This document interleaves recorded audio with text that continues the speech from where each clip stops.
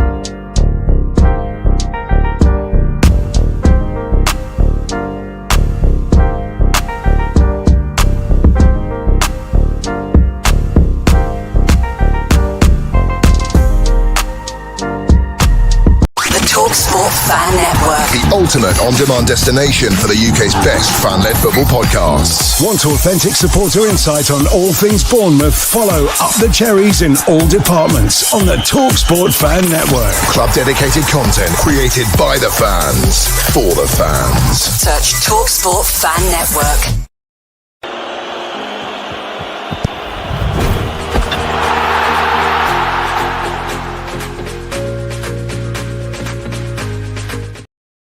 Good morning, good afternoon, and good evening, Cherries fans, wherever you're watching. Welcome back for another edition of Cherry Slaps. This time on a Sunday night, because we were just too excited about the game yesterday to wait another 24 hours. Please welcome my co-host, as always, Malcolm Chiverton. Welcome, Malcolm. Ollie. Hello, everybody. Hope you're all well. Yeah. Too excited, I suppose, is the right thing. Absolutely. Yeah, absolutely.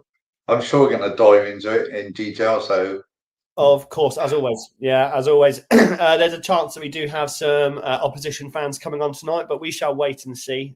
For now, as always, we will get stuck in because I'm not sure if you were watching yesterday. Me and Dazza, the Cherry from Down Under, did do a live watch along, and Malcolm was in the chat thoroughly throughout as well. So do go back and watch that should you want to. But at the time, you would have seen our excitement and our nail-biting edge of the seat second half that we'll definitely get to shortly. But first, for me, what was a bloody confusing first half. So I want to get into the starting lineup first of all, and then we'll jump into the game because we were pretty accurate with our starting lineup from Thursday's guess, were we not? Yeah, it wasn't so far out, was it? Yes, we knew that it was almost 100% Semenyo wouldn't start. Mm-hmm. Obviously, Gannon Doak wouldn't be there. Yeah. And Kluivert. And then there's a question of, who would fill the spaces. Absolutely, yeah. And I'm just going to cut you short. Our other guest has turned up, so I just want to welcome them on E20 Zone TV from West Ham. How are you doing, mate? All good? All good, mate. All good. Good. What's your name? I can address you properly. James. Awesome. James. I'm Ollie. This is Malcolm. Lovely. No worries, mate. What were you just doing? We're just getting into our starting 11. We did a prediction on ours on Thursday, which we were pretty accurate with, Mal, weren't we? What about your starting 11? Did you come out as expected yesterday? Was surprised that Guilherme played. Igor and Guilherme were the two surprises for me. We knew Paqueta was going to be out because he's suspended, but Somerville out was a bit of a blow for us. I was surprised that he went through at the back, but it was what it was. He sort of square pegs, round holes situation at West Ham at the minute. So, yeah, that's what it was, mate. Yeah, fair enough, mate. Yeah, a good valuation as well. I think it's tough to come out. I think every team's experiencing it at the moment. The way kind of Bournemouth are coming out and playing at the moment, it's a pretty strong side to come up against, especially at home. So, yeah, I can understand the toughness of it.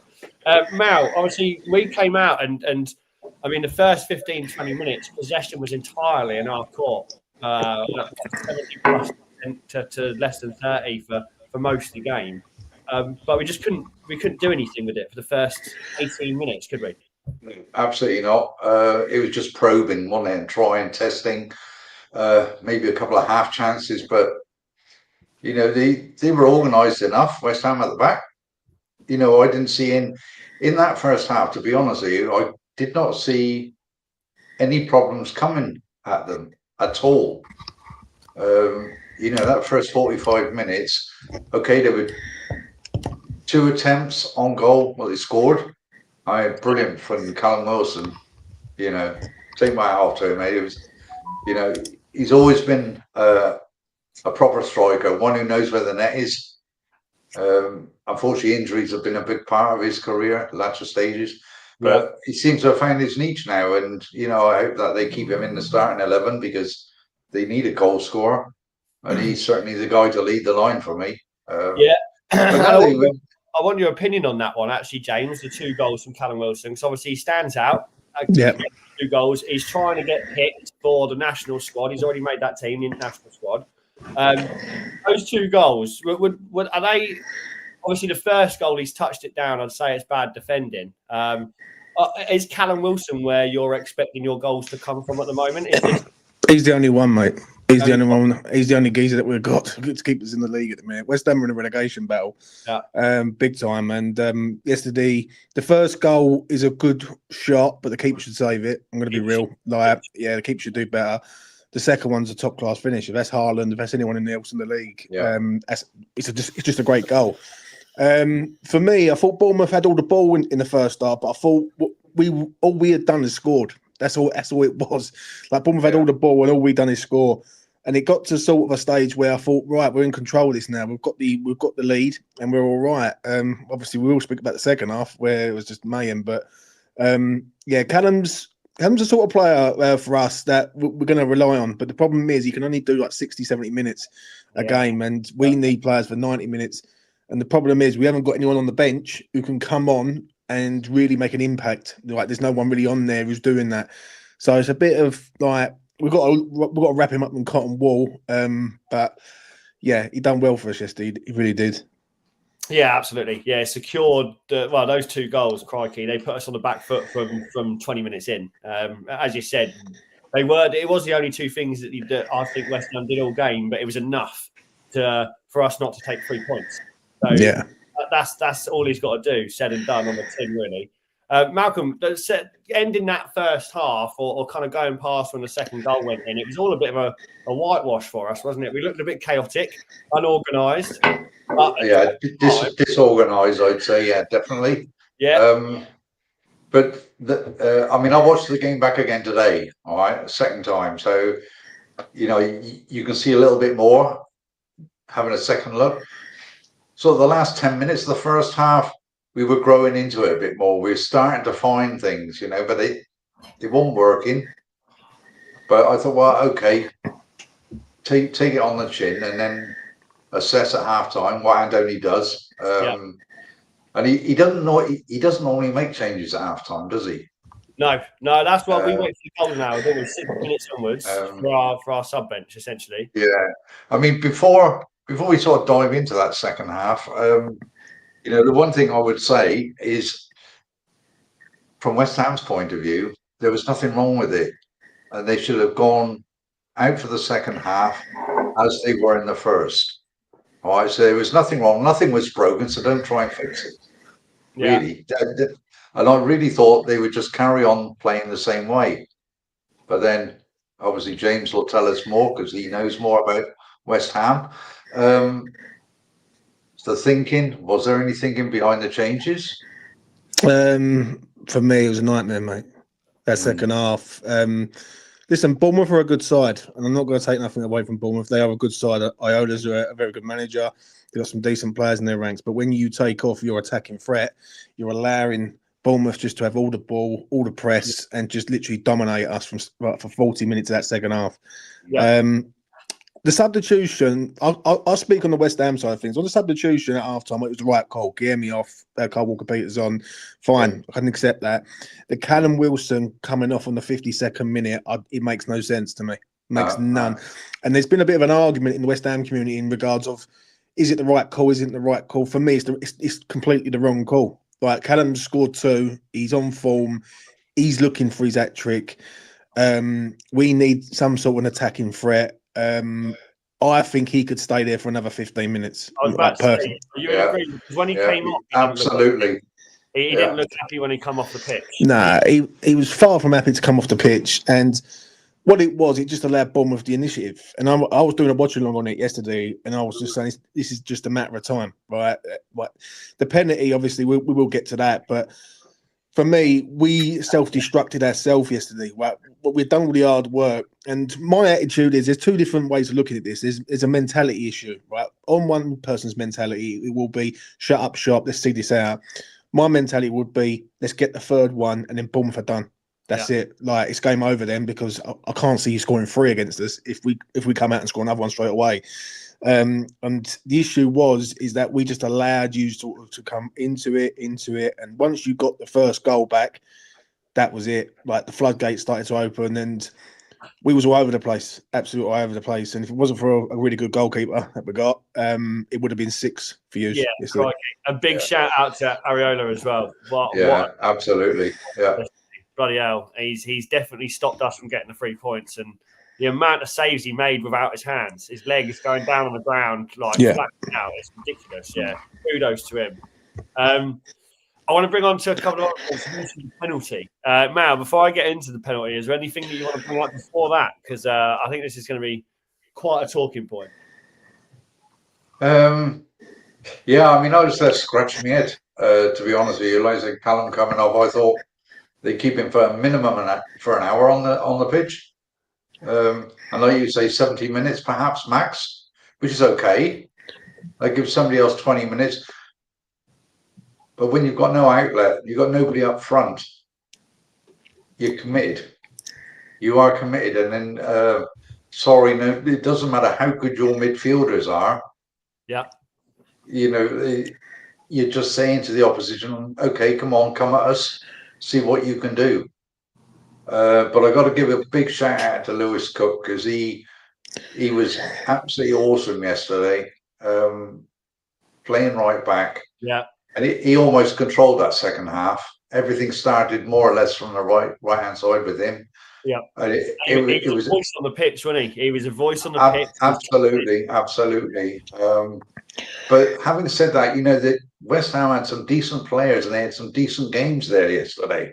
You know, but it was not about the individual players. It's about the tactics. It's come from the trainer, from the manager, and that's how they throw it away, basically. I wouldn't throw blame at any player.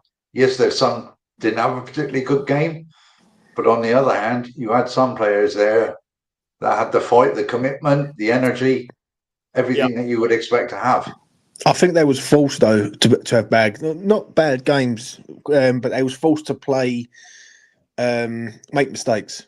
That's what it was. Like Nuno had stuck him in a situation where basically when you're going to consistently defend, it's only going to be a matter of time where a goal's going to go in or an incident's going to happen where it's going to lead to a goal. And that's what he done. What I feel with Nuno, what he done yesterday from the West Ham side, I feel like he gambled. He took a gamble. He brought Souček on. He thought, right, we're going to see if we can see this out from the 52nd minute onwards. Basically, give you all the ball and just playing a low block. The issue was we had no outlet, and the weather was getting worse. And the moment you get the goal, it breathes a side of confidence into everyone. Do you know what I mean? And the moment you score the penalty, he brings a sub on. He brings a striker on straight away. So what that tells me is that he tried to see it out on the first sub. When you scored, he brings a striker on to try and go back to normal again. So, you know. He didn't help the cause, though, did he? Nah, far from it. No, and again, the credit's got to be given where credit's due, right? That's hard enough to do on any day of the week. But when you've got a Bournemouth squad that hasn't got its normal starting lineup, so we've already put out 2 strikers together, which we haven't seen before, Evan Nilsson and Krupi. And then we're bringing on players like Jimenez, which is more aggressive, and then more attackers as we go into the second goal. We're constantly pushing. We're constantly in your second half. I think you can tell that by a lot of the stats. Our total passes was 616 compared to 2. That's like just 3 times the amount. That's nuts. even though you guys ran further distance than us and had more long balls. So the breakdown of the stats is crazy when you come to that. But look, I want to look at the penalty because, in my opinion, not only is that a penalty, that is an absolute and utter clear red card. And I want to hear your opinion on that, or the opinion from the West Ham fans as a whole. I never really thought of it as a red card, if I'm being really honest. I think it's a blatant pen. Yeah. I think he goes sliding in. He doesn't even get nowhere near the ball, and he drags the ball with him. Right. So along the pitch. So it's a blatant penalty. It's a yellow card, maybe. Right. I don't know about a red. I can't really say. I was more angry at the fact that the way we had sort of let you back in, right? Because you were all over us, but we was riding our luck. But to go and let that one go, it's our mistake again. That allows you to get the goal to then get back into it. It's poor from us, but it's 100% a pen, mate. Like, if that's us in that situation, I'm screaming for a penalty from the West Ham side. So it's 100%. Yeah, Mal, cards or no cards in that situation? What's the ruling on it these days? I haven't got a clue. I'm sorry. Doesn't it, depending on who's normally, if it's preventing a clear goal scoring opportunity, it's like a foul being the last man. Then it should be red. But like I said, I'm asking the question: what are the actual rules nowadays? But is it double jeopardy?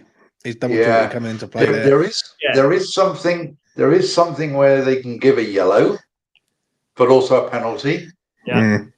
I think they've changed that ruling now, but I'm not 100% certain on how it's interpreted. Or interpreted. It's one of those silly anomalies, isn't it? But it was a clear-cut pen, without a shadow of a doubt. And as you so rightly said, James, that was the moment that let us back into the game, really. Although we were knocking on the door and had been for some while. And I actually said to the guys when they were doing their watch along, it'll just take a moment or something to give us a break. Yeah. Yeah. And I think after we came out at half time, you could tell. I mean, from our point, Iriola had obviously had some harsh words. Going down 2-0 at half time.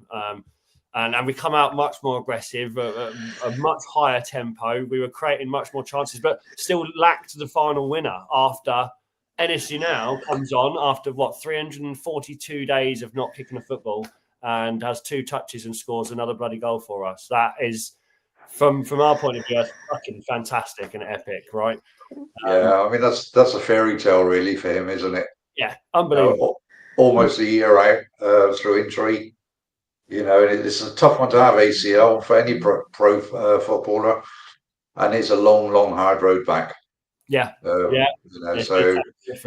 been a tough year. James, after the last 7 games we've now drawn against you guys, is this just a continuation for Bournemouth against West Ham? Right?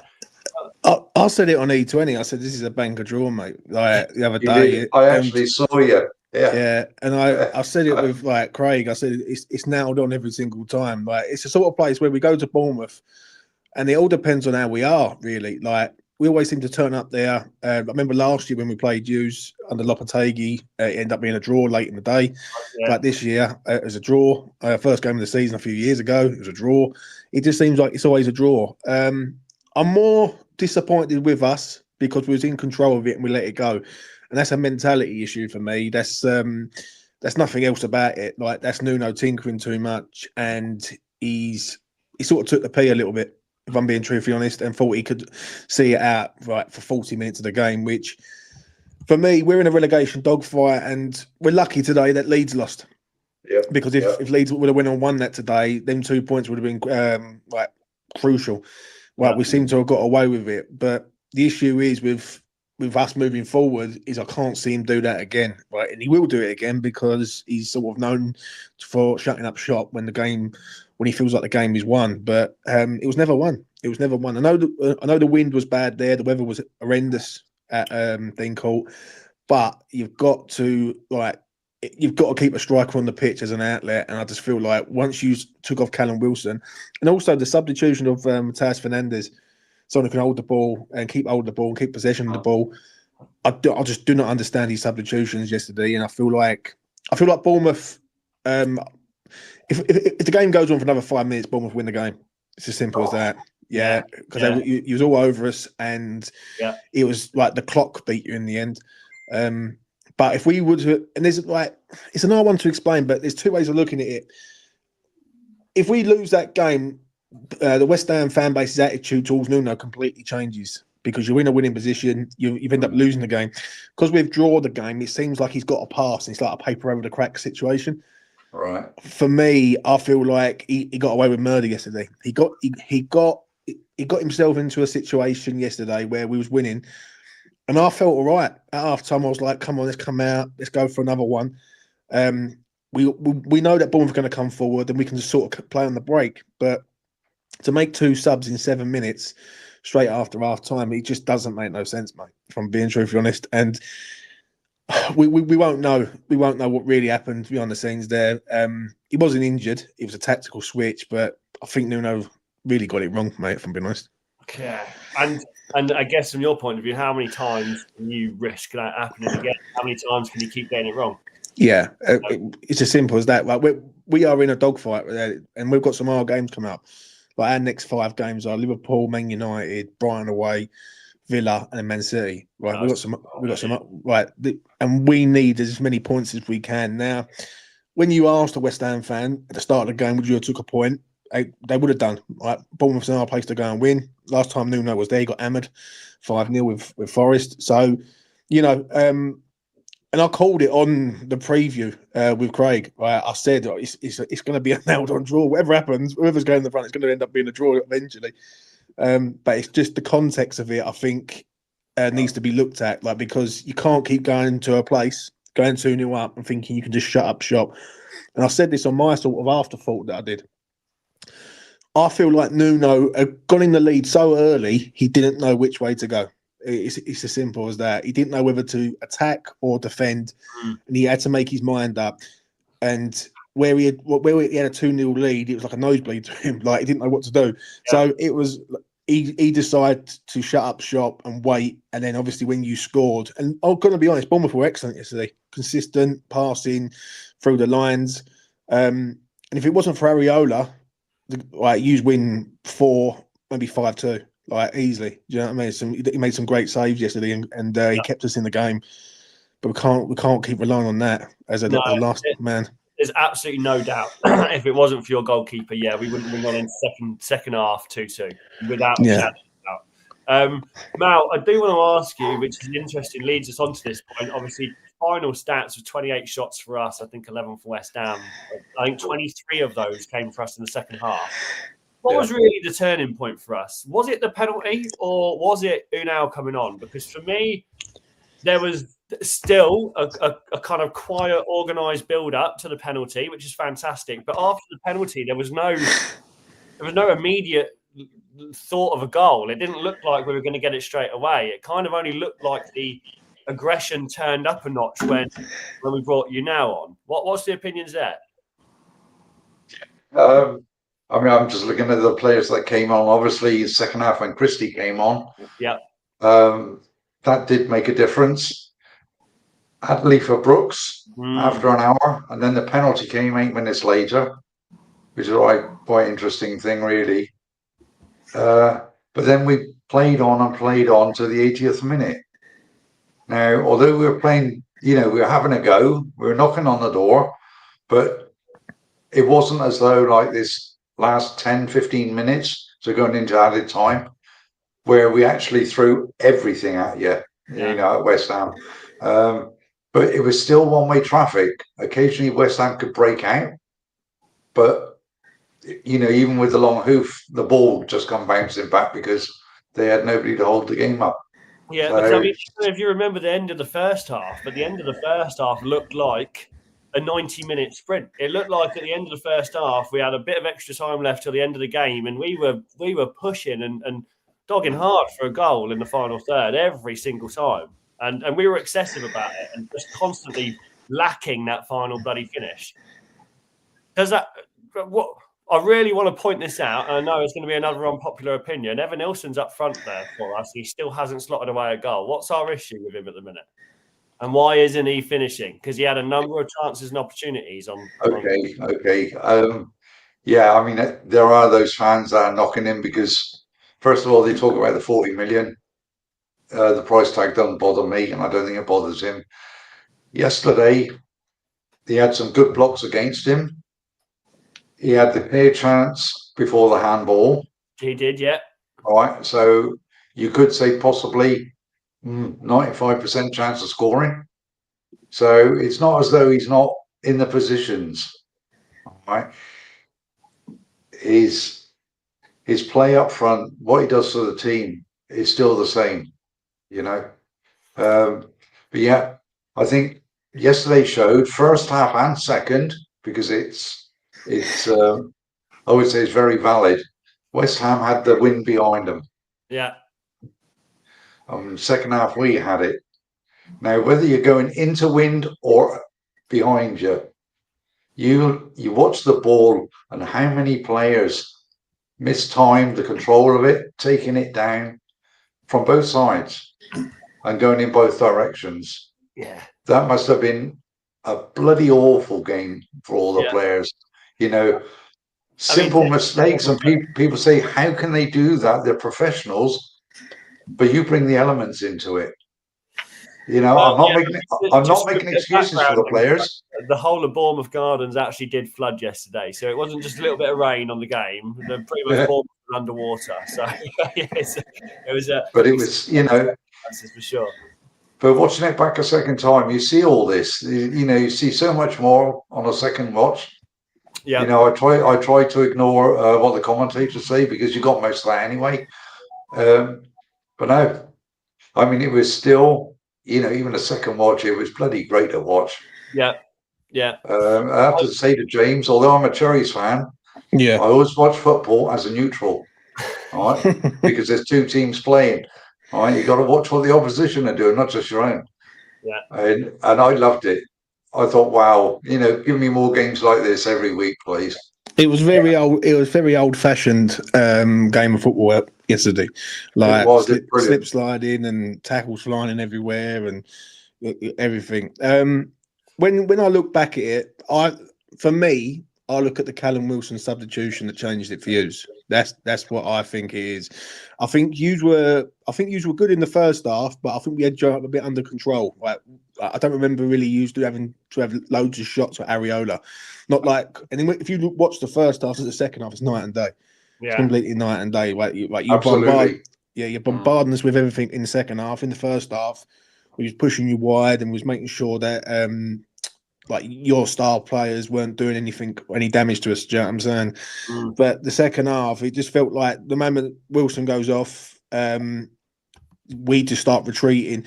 I've never seen a 6 at the back at West Ham ever, and it was like 6 across the 18-yard box, and it was like at times it was bad. For us, it was bad because I feel like after the Villa game that you had a few weeks ago, right, and us going 2-0 up, I was thinking, like, we get another one, I think it's done. And then to just give it away the way we did, and not only. It's not being disrespectful to Bournemouth because I think Bournemouth deserved to win the game in the end. Like they was by far the better side and they was literally dominating us. But to be in a winning position and to just give it away, and us giving it away also doesn't do us any favours. I thought it was just poor. But I think at the end of the day, you've got to be happy that you've come from where you were starting the season and then having 2 wins and a draw in the last 3 games. It's pretty good. I think the last 3 games we've got 7 points out of 9. Right, we beat Newcastle, beat Burnley, obviously drew with Bournemouth. For me, the next 5 are hard. They're massively hard. Liverpool are going to want to give someone a kick in. We've got them next at the LS, and that's going to be tough. Away as well. You got Manchester United away. You got Brighton away. You got Aston Villa at home. And you got Manchester City away. So 3 points would have done us the world of good there yesterday. Do you know what I mean? Because it would have given us a bit of a blanket to say, right, we can go into the Liverpool game as a free hit. I believe now we need to get something out of this Liverpool game. Because what it is with Leeds, Burnley, I think Wolves are gone. Leeds and Burnley, if they get one win, that piles the pressure on us. And the one thing we don't want to be is cut adrift, right? We was cut adrift a few weeks ago. We managed to pull ourselves back. The next 3-4 games, we don't want to be in that situation. Do you know what I mean? So I'm happy with, listen, right, to get something out of the game's great.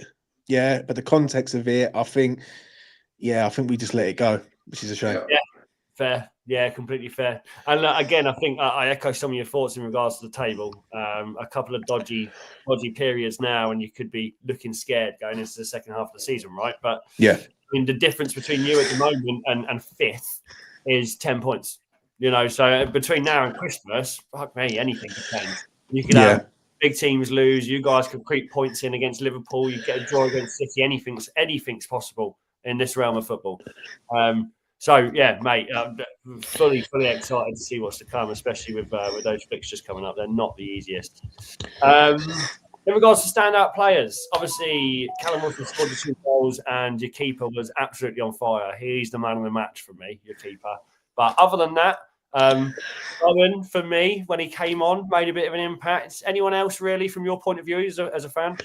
I thought John Clare Todibo done well yesterday. The centre half, I thought he handled Evan Ilson, is it? The striker for Hughes, I thought he done all right. I was a bit worried about Todibo, I'll be honest with you, because when he gets a yellow card, I was thinking, please, now he's on a yellow card, don't get sent off. I thought he done all right. I thought Max Kilman was awful yesterday. Really bad. Obviously, he's the one who handles the ball for the penalty. He allows the Turkish lad to sort of spin with him and Igor together, which leads to the second goal. I thought he was poor. I thought Freddie Potts done all right yesterday. He's a young lad who's got a bright future. But I think what it is with us, it was like a bit of a smash and grab with us, right, to try and get something. And then the second half was just like complete domination from Hughes. But obviously, Bournemouth were just pushing the ball around everywhere, and it was very hard to sort of pick up. And the manager that you've got, I've always said this to Craig, I think he's a top class manager. I think he's the replacement for Pep, if I'm being honest. And I think when City decide to let Pep go, I think they will come after him. But he is a good manager. He gets the best out of players, and with Bournemouth's sort of structure, which I do believe that he's one of the best structures in the league. And you can go and sell players and still manage to maintain a quality of a standard at your club. Is a lot better than ours. So, fair play to you, mate. Yeah, appreciate that, mate. Appreciate that. Malcolm, stand out. I'll just ask James something. Yeah. So going forward, you're going to be looking at the clubs around you. Those are the games that you need to take points off. Yeah, 100%, mate.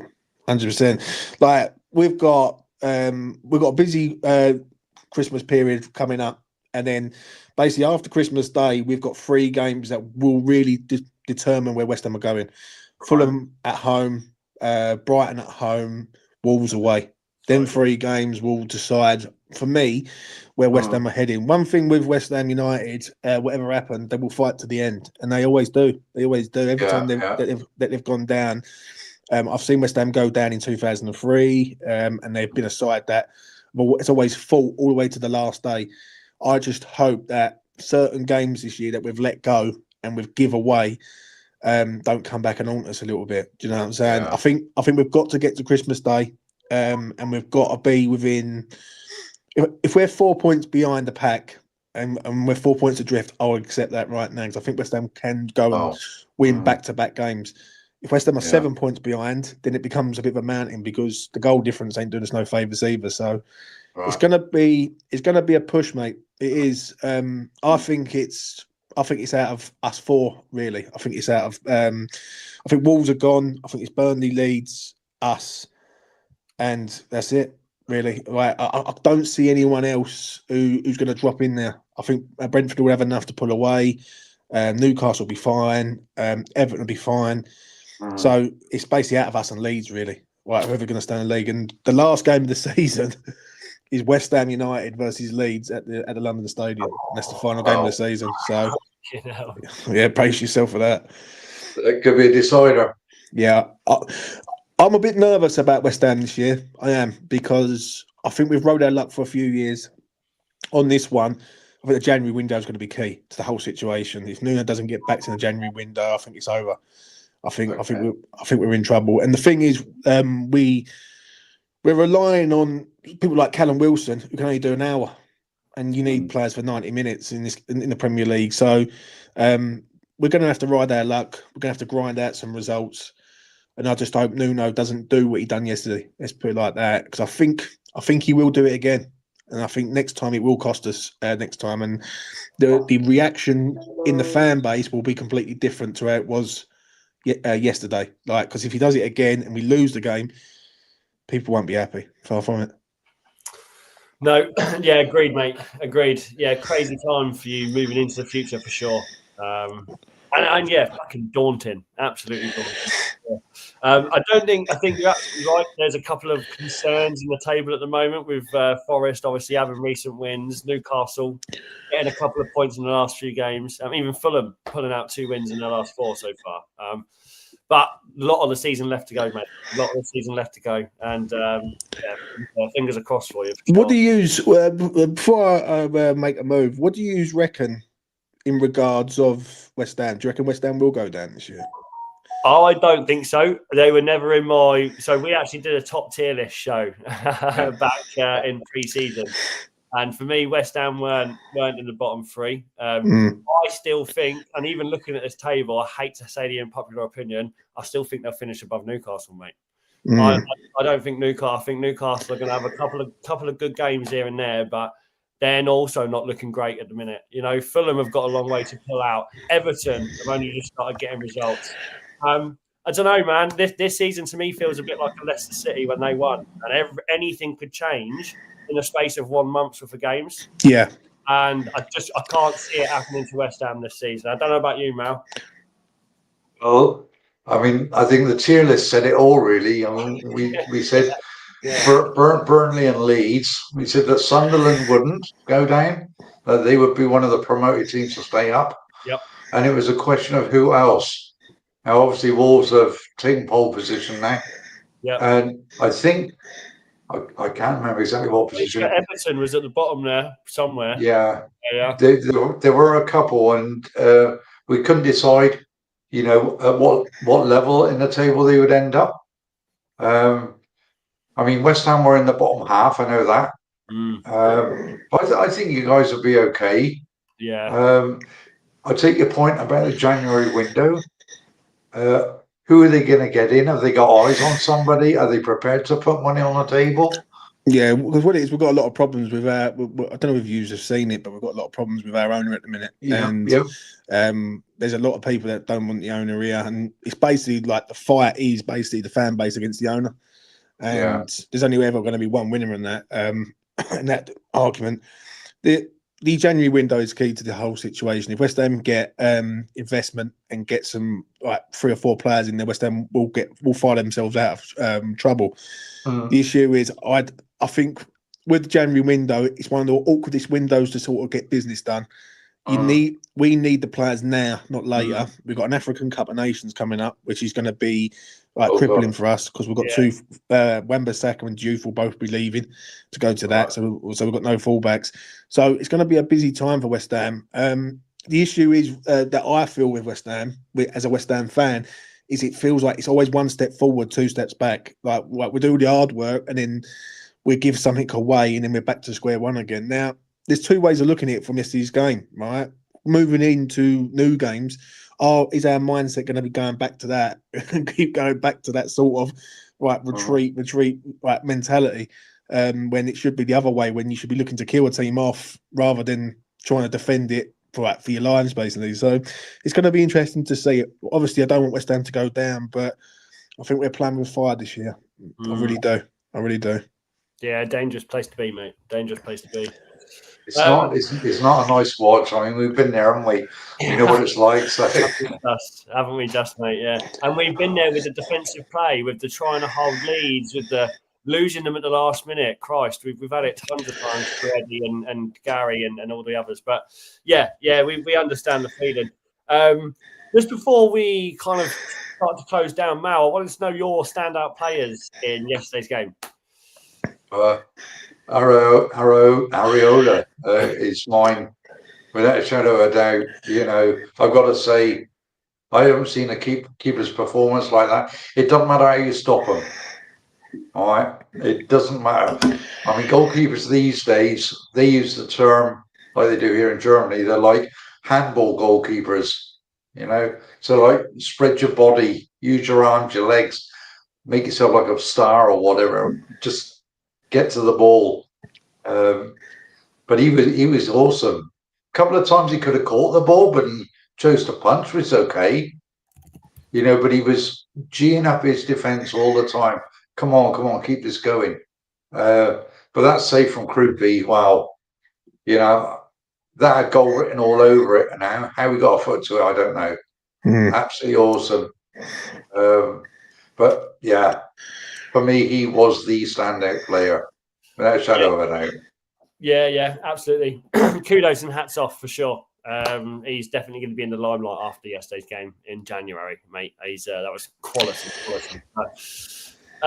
Yeah, James, thank you very much for coming on the show. Obviously, more than welcome on the next leg of the games. No worries at all, mate. No worries at all.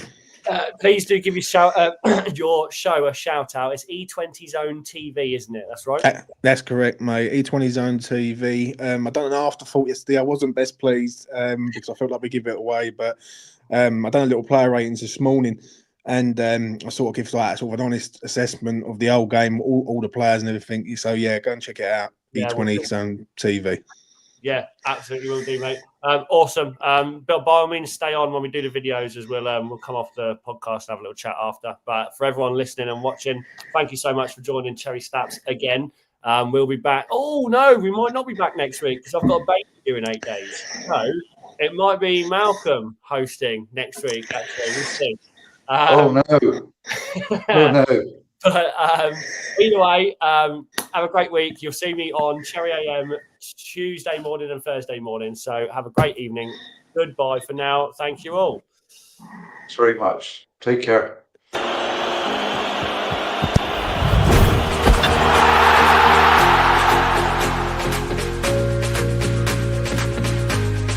TalkSport Fan Network. The ultimate on-demand destination for the UK's best fan-led football podcasts. Want authentic supporter insight on all things Bournemouth? Follow Up the Cherries in all departments on the TalkSport Fan Network. Club-dedicated content created by the fans, for the fans. Search TalkSport Fan Network.